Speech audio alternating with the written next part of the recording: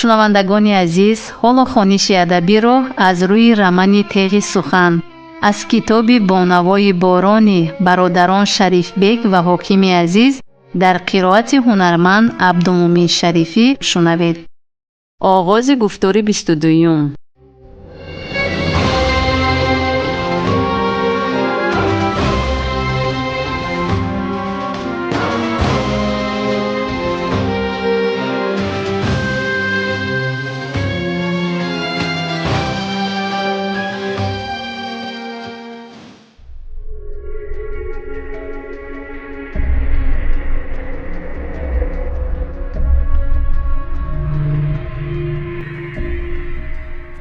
نوبردار شعبه کاپیتان میلیسا اسایف این را انتظار نبود. همگی 20 دقیقه پیش سردار شعبه کارهای داخلی و کاپیتان میلیسا ساربانی حامد بیرون برآمده بودند و از آن چی که آنها به نوبردار چیزی نگفتند معلوم بود که به جای کار باز برمیگردند. ولی کی؟ بازگشت آنها بهر نوبردار معما بود. شبی که من دوست شدم ماهتاب شب شد از دل گذراند اسایف و یاردمچیش را به جستجوی حامد جاوید فرستاد. خوشبختانه بعد 5 دقیقه خودی سردار شعبه کارهای داخلی و ساربانی حامد وارد بینای میلیسا شدند. چون نوبردار فهمید که آنها حتی یاردمچی او را ندیدند، متنی از تلفکس گرفته را به دست سردار داد.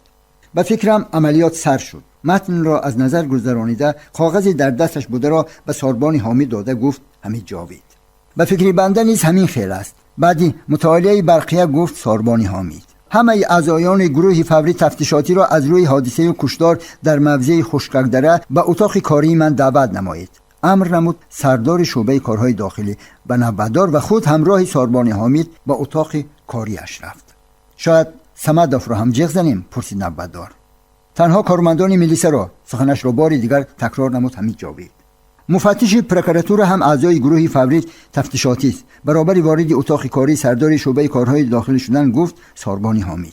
پیش از باده چنگ انداختن خوب نیست. رفت و در حقیقت مرسدس 600 به منطقه ما نآید. در آن صورت ما خنده‌خریش خواهیم شد. نه، بهترش با قوه خشم ما کار را انجام میدیم. برای مفتش و نوشیروان حلیم ما ثبت حالت دستگیرکنی را پیشکش میکنیم. در واقع مقصد تشریف آنها را شما رفیق کاپیتان همچون دریافت باری گم شده ارزیابی کردید. همین خیل به جز یافتن یا گرفتن بار آنها را در این موضع کار نیست. مادامی که آنها شبانه عزم سفری گلاباد نمودند، پس معلوم می شود که ناشناس آن 2 روز را بیهوده صرف نکرده است. و فکر شما آنها در جستجوی بار دیگر وقت صرف نخواهند کرد؟ بله، اگر چنین نمی بود آنها هیچگاه شبانه نمی آمدند. ساعت 21:50 همه اعضایان گروه فوری تفتیشاتی در اتاق کاری حمید جاوید گرد آمدند و سردار آنها را با برقه تعجیلی از ناحیه مرکزی آمده شناس نمود. سپس فکر و اندیشه هر کدامی را مختصر شنیده عملیاتی در پیش ایستاده را طرح ریزی نمودند. به بهریوف سپارش داده شد که واسطه‌های تکنیکی از جمله واسطه‌های نظارت شبانه را با خود گرفته همراه کاپیتان میلیسا ساربانی حامد به گروه یکمی در دیدبانگاه موضع خشککدره بوده همراه شود. راهبری منبعده گروه یکم به ذمه ساربانی حامد گذاشته شد. گوریزوف و ناظر منطقوی رجبوف شامل گروه دوم شدند. گروه مذکور نظارت راه را در سمت خشککدره به دوش داشت. نظارت عمومی به ذمه سردار شعبه کارهای داخلی و معاون اولش عاید به کارهای اپراتیوی احمد افتید. ساعت 22:15 هم اعضایان گروه فوری تفتیشاتی از بینای میلیسا برآمده و افتماشین‌هایی که تمغه میلیسا نداشتند نشستند. عجیب، ولی افتماشین وزن 2109 کجا شد؟ پرسید راننده. کدام افتماشین؟ وزن 2109 رنگ سفید. من یگان چیز را مشاهده نکردم، گفت دوران. شاید در نظری من نمود. چخیل در نظرت؟ به فکرم همون افتماشین از خفای ما نظارت میکرد. چخیل نظارت؟ تو چه ها گفته ایستاده ای؟ آرام شو. در حقیقت شاید من خطا کردم و اگر وی ما رو تعقیب میکرد از دو سر از قفایمون می آمد. نه، وقتهای آخر من همین خیل خیالی شدگی یا در نظرم همین خیل میتوبد. به فکرم یک روزی دیگر هم من همون افتماشین رو در کجای دیدم. رقمش در یاد نمونده است. نه، او ما رو تعقیب نمیکرد وگرنه امکانیت پوره داشت که از قفایمون بیاید. خیالت را پریشان نساز که باز ناخواست از راه نبراییم. مهمش که ما رو تعقیب نکنند. آن طرفش خدا پادشاه است. خود را کمی هم تسکین داده گفت راننده. دوران به آینه داخلی سالن نگریستنی شد ولی همون از رایش گشت. خیرت این حالت را راننده پیخست نکرد. آخر در تاریکی چی را در آینه میبینی؟ او از سریزه پهلوی در به قفا نگریست. دنیا همه خاموش بود.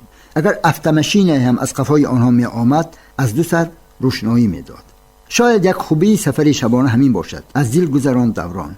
اکنون همین یک هجوم ماند و اگر آن با برار انجام یابد با واسطه لیلی او شیف را راضی می کنند و از همدلان می برآمد. دیگر چنین همدلی به او لازم نیست. عاقبت عشق شیف به مواد مخدر روز ما را خانه ویران می کند. هرچی باد از این مردم دوری جستن بهتر. ببین با صالح جلی چی کردند؟ مادامی که با صالح چنین جزا را روا داشتند پس وای بر حال ما. در زمانی که دوران سری اندیشه های بی‌سرونوگ خش غوطه میزد تمام هوش یاد لیلی به راه بود. او گاه به آینه های پهلو و داخلی سالن نظر کرده روشنایی را از قفا ندیده خرسند میشد.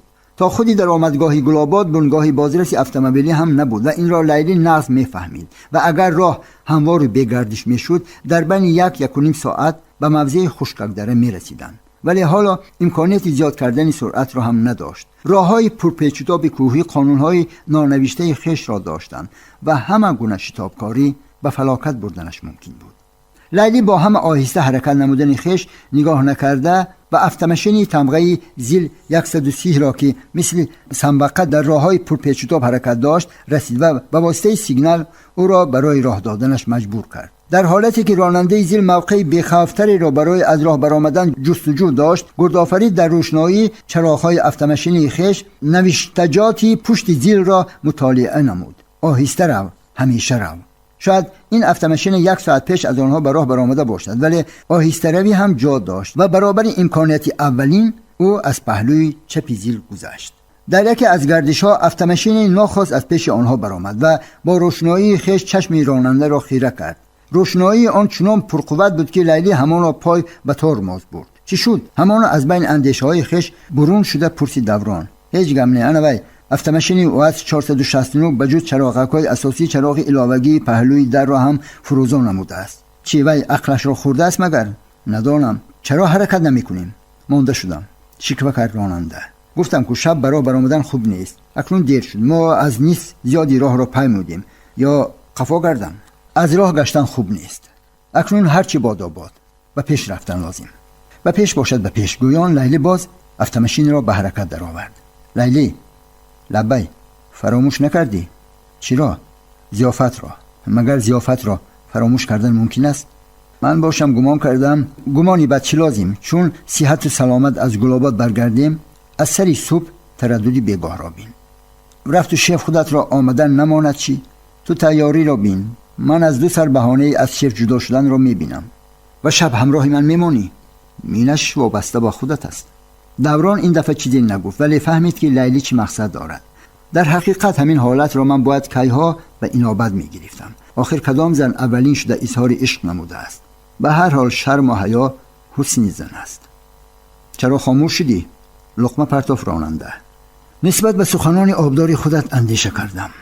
خوش به کدام فکر آمدی؟ به فکرم در همه کار مرد باید قدم اولین را گذارد. در کدام کار؟ عموما در همه کار. چی؟ زنها را از معرکه بیرون کردنیه؟ هرگز این خیل نیست ولی هستند حالت‌هایی که مرد باید قدم اولین را گذارد. آیا گفتن نمیتوانید که کدام حالت را در نظر دارید؟ و حالا چیزی گفتن نمیتوانم ولی فردا شب همش را میگویم. زنده باشیم میبینیم.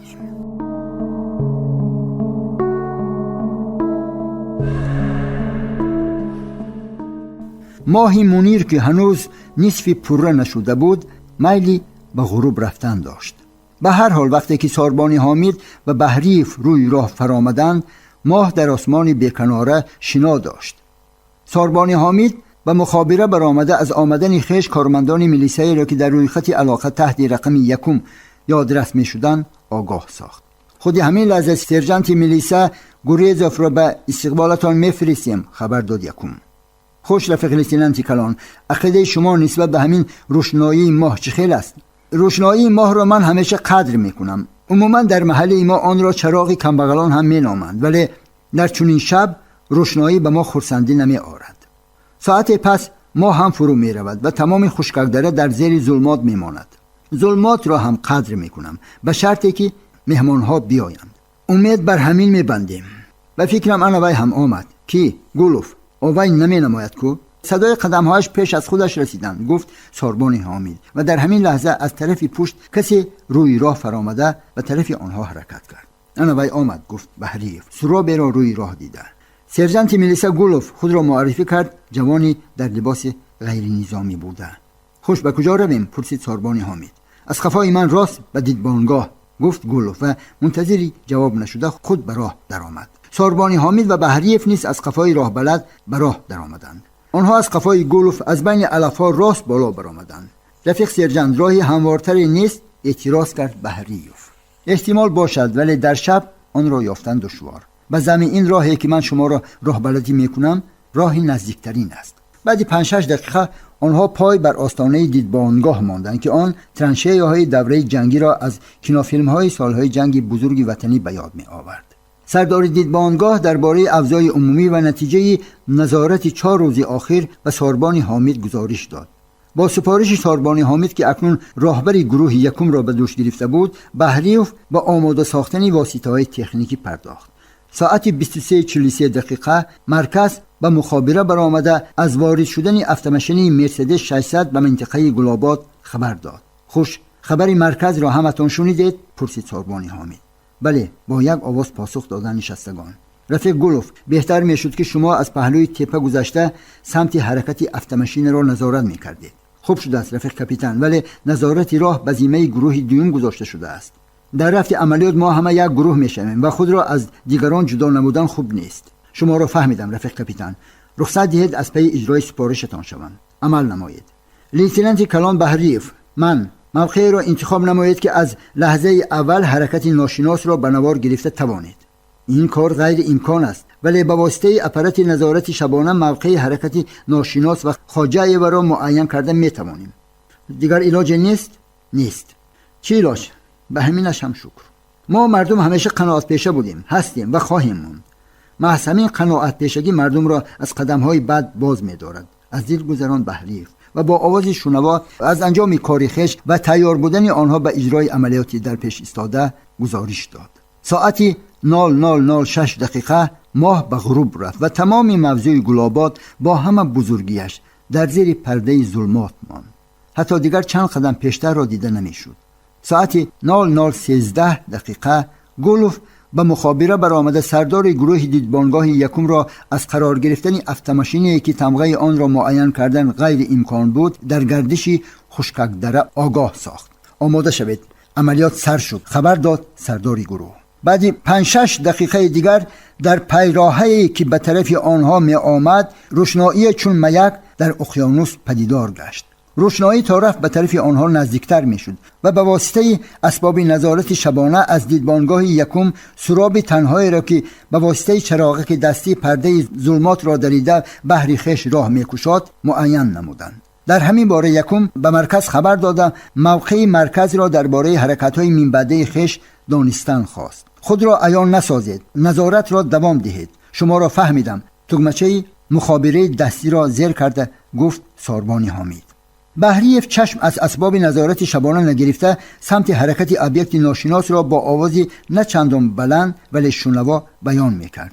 ساربان حامد و لیتنانت میلیسا هرماتوف از روی روشنایی چراغک دستی سمت حرکت ناشناس را در خریطه گلاباد پیش نظر آوردنی شدند.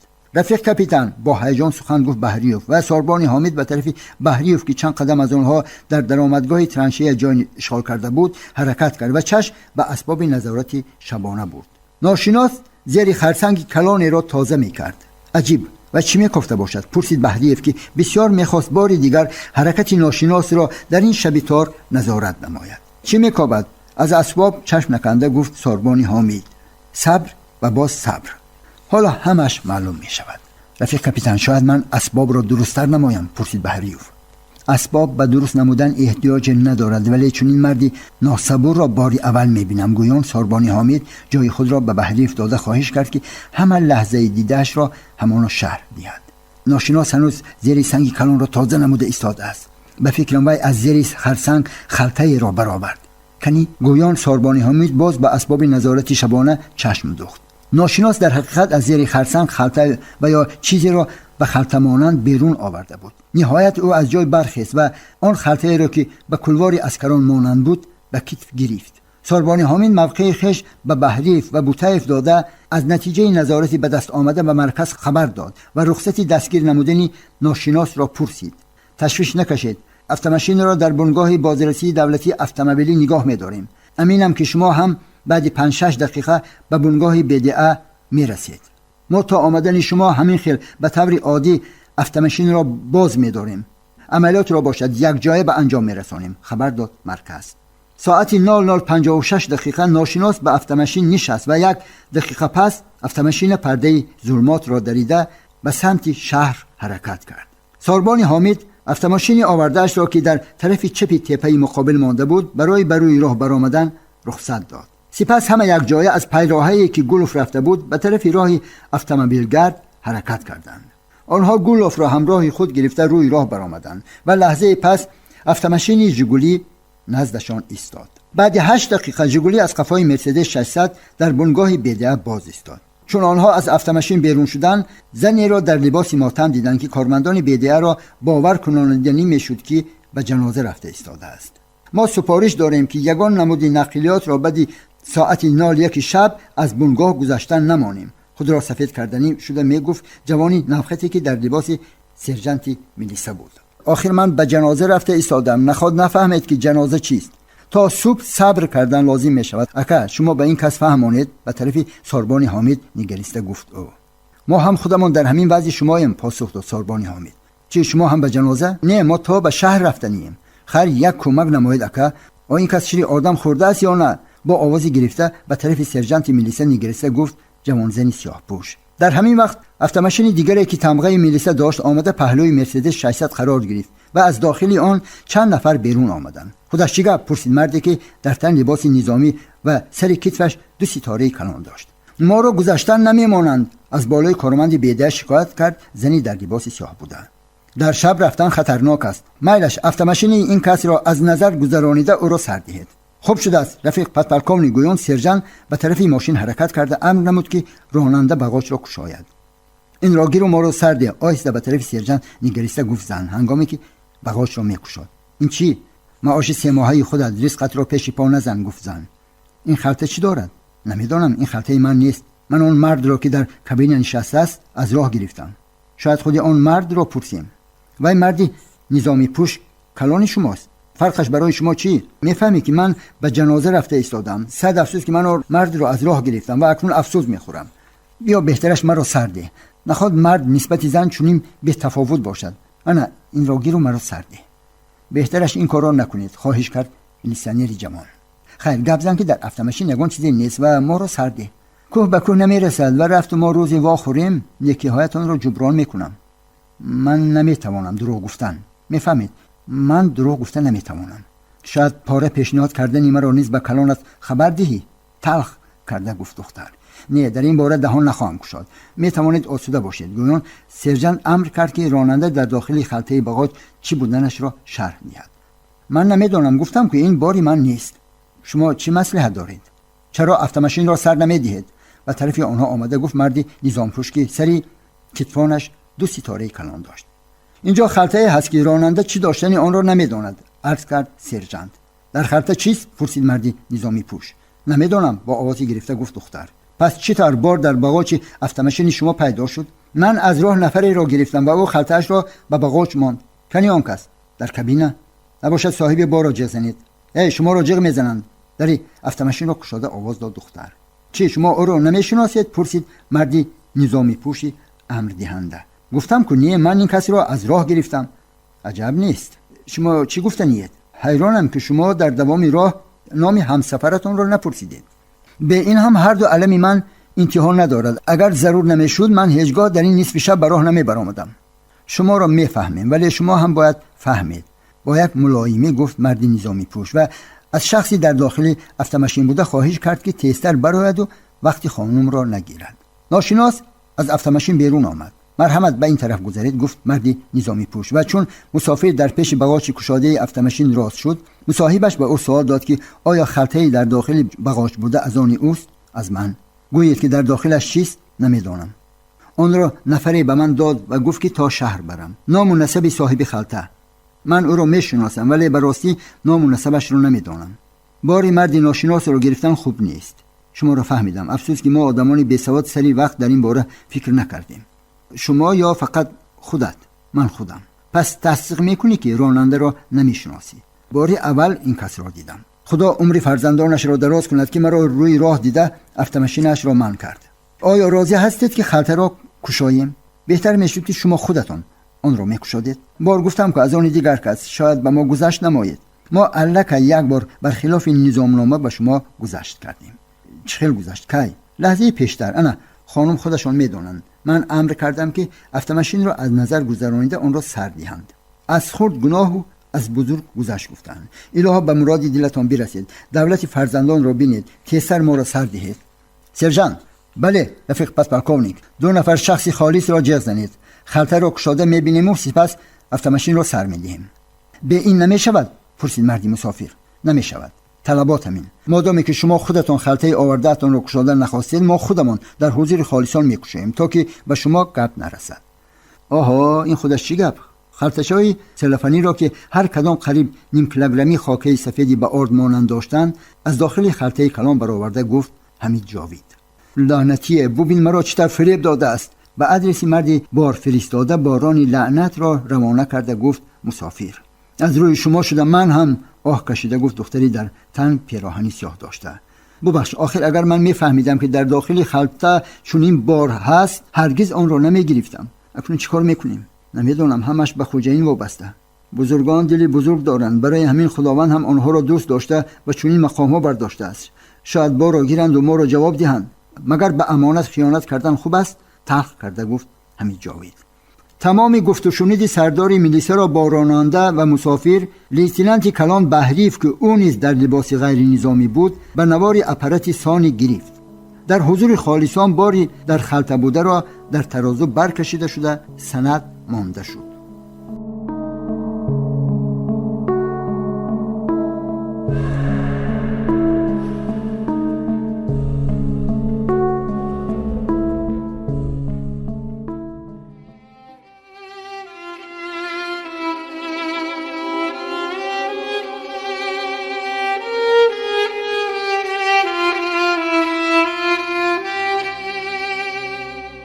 سامیان عزتمند، یادرس می‌شویم که شما خوانش بدیعی را از روی رمان تیغ سخن از کتاب بانوای بارانی برادران هم مؤلف شریف بیگ و حاکم عزیز در قرائت هنرمند عبدالمومن شریفی شنیدید.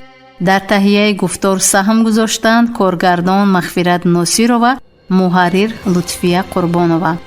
انجام گفتار 22 دوستداری وطن و دارایی‌های معنوی آن ادبیات و فرهنگ و هنر باشد.